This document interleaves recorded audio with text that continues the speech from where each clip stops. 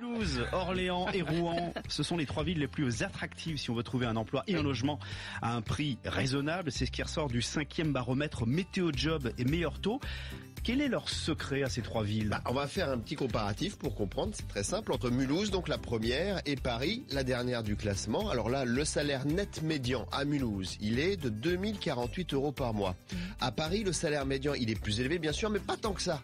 2606 €, donc c'est 27% de plus. Mais évidemment, le prix de l'immobilier n'a rien à voir, puisque Meilleur Taux a relevé à Paris une moyenne à 12 470 € le mètre carré, contre 1886 € à Mulhouse. Donc dans ces conditions, vous vivez dans 59 mètres carrés dans la ville du Haut-Rhin contre 11 mètres carrés dans la capitale. Oui, mais est-ce qu'il y a suffisamment de travail à Mulhouse, à Orléans ou à Rouen ? C'est la question que me posait Alba en antenne. Oui, alors c'est très contre-intuitif, mais oui. On regarde les chiffres. Le nombre de CDI disponibles pour 100 habitants, il est compris entre 6,7 et 8 dans ces trois villes, donc Mulhouse, Orléans, Rouen. À Paris, on est à 5,4. Donc là, c'est vraiment la revanche des villes moyennes depuis la sortie du Covid. Pour quelle raison ? Alors Mulhouse, on est à quelques kilomètres de l'Allemagne, et on sait qu'en ce moment le statut de transfrontalier, pas qu'en ce moment d'ailleurs, est plutôt favorable à la France. Orléans ou Rouen sont des villes situées à moins de 2 heures de Paris.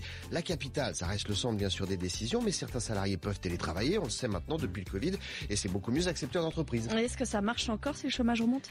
C'est plutôt favorable en fait aux villes moyennes là encore, parce que les métiers en tension comme on dit, ils sont répartis sur tout le territoire bien sûr, les aides-soignants, les serveurs, les ingénieurs télécoms, les agents de sécurité.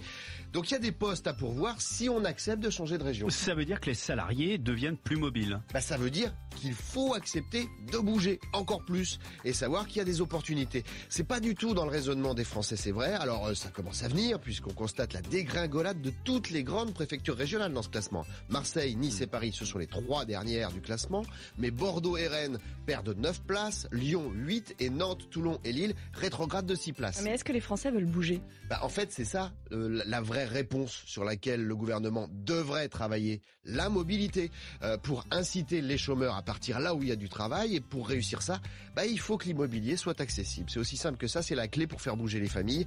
Donc une aide à la mobilité, une meilleure coordination entre les offres d'emploi ici et les chômeurs là-bas, ce serait certainement beaucoup plus efficace à mon avis qu'un durcissement des règles d'indemnisation des 60-64 ans au chômage ou encore des conditions moins favorables pour les ruptures conventionnelles. Votre plus, Martial.